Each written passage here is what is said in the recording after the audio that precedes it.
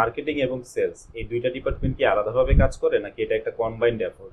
আপনি মার্কেটিং এবং সেলসটাকে একসাথে রাখতে পারবেন তখন যখন আপনার হসপিটালের ক্যাটাগরি আছে কিছু। আমরা যেমন মনে করেন এ বি সি কিছু ক্যাটাগরিতে যদি রাখি, তো সেক্ষেত্রে দেখা যাচ্ছে আপনি সি ক্যাটাগরি একটা হসপিটাল সেলস অ্যান্ড মার্কেটিং একসাথে মুভ করতে পারেন, কিন্তু যখন আপনি বি বা সি এ ক্যাটাগরিতে চলে যাবেন তখন আসলে আপনার 150 বেড বা 200 বেড 100 বেড প্লাস হলেই আপনি কখনোই, আমার কাছে মনে হয় যে সেলস অ্যান্ড মার্কেটিংটাকে আলাদা করেই মুভমেন্ট করাটা সবচেয়ে বেটার। কারণ আপনার মার্কেটিং কিন্তু সেলসের সাথে ওতপ্রোতভাবে জড়িত।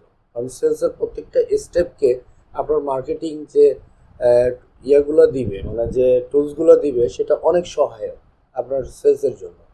সেলস সরাসরি আপনার ডক্টর ফ্রন্টে যাচ্ছে, পেশেন্টকে দেখতেছে, যে দেখেন যে আপনার যে যে বিভিন্ন টেস্টের যে সেগমেন্টগুলো রয়েছে, হিস্টোপ্যাথোলজি আছে, তারপর মাইক্রোবায়োলজি আছে, তারপর আপনার রেফারেন্স ল্যাব আছে, তারপর আপনার কালচারের যে এগুলা সেক্টরটা আছে।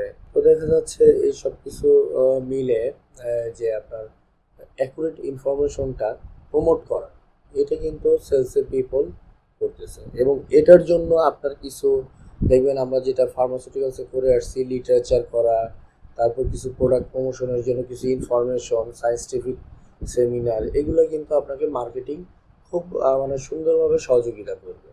যার কারণে আপনার মার্কেটিংটাও একটা ভাইটাল পোস্ট থাকবে এবং সেলসটাও খুবই দরকার। দুজন দুজনের সহায়ক হিসাবে কাজ করে বলে আমি মনে করি।